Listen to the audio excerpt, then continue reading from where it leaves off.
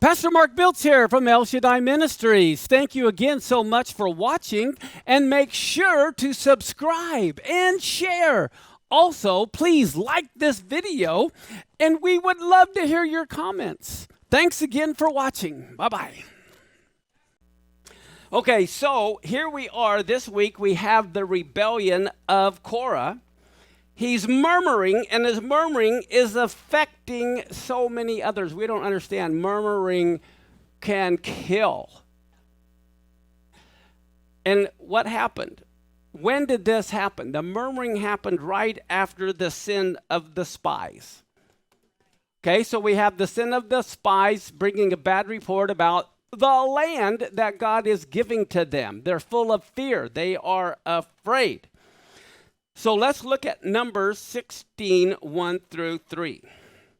Now Korah, the son of Izhar, who is the son of Kohath, who is the son of who?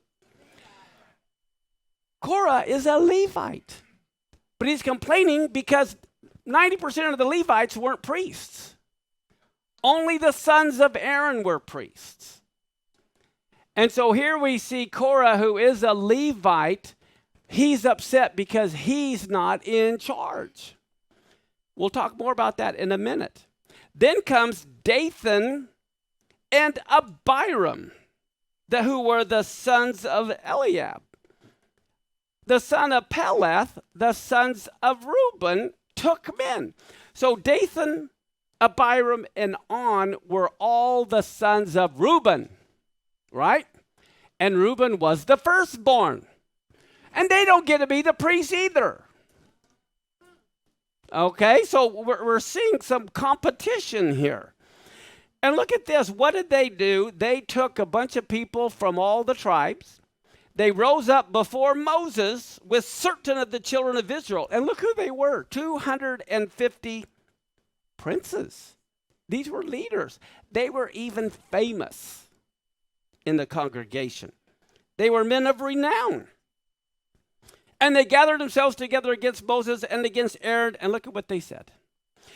You take too much upon you, seeing all the congregation are holy, every single one of them, and the Lord is among them. Why then do you lift yourselves up above the congregation of the Lord?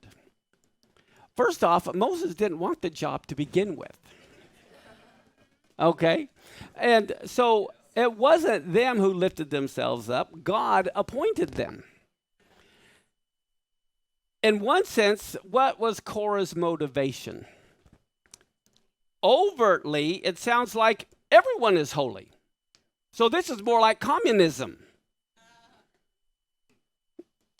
But covertly, he's saying, I should be the one who is the leader. Even though he really thinks everyone's equal, but he should be the one in charge. But what was Dathan and Abiram's motivation? That's the question. Well, look at this. In Numbers chapter 14, verse 35, look at this.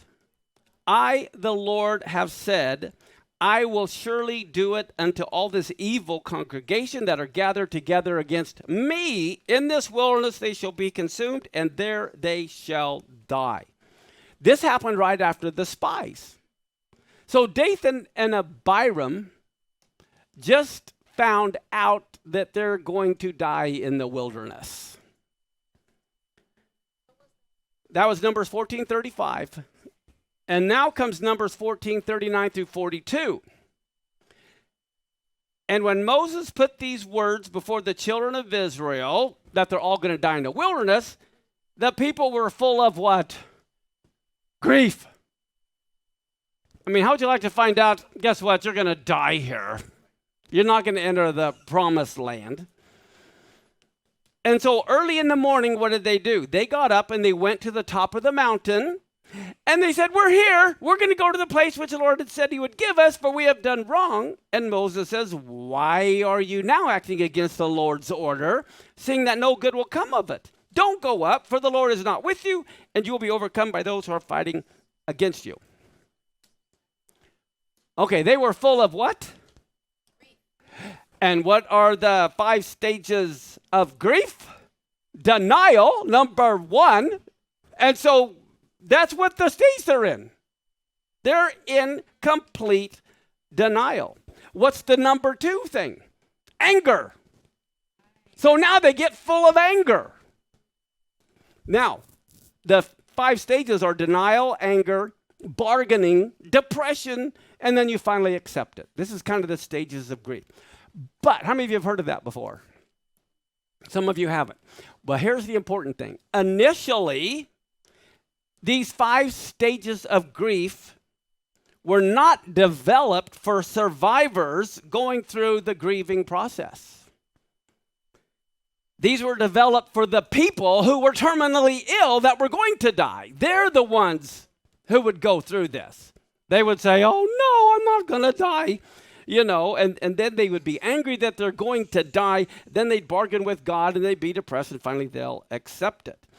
Okay, so these were developed for the people who were terminally ill as a way to come to the terms of their own impending death.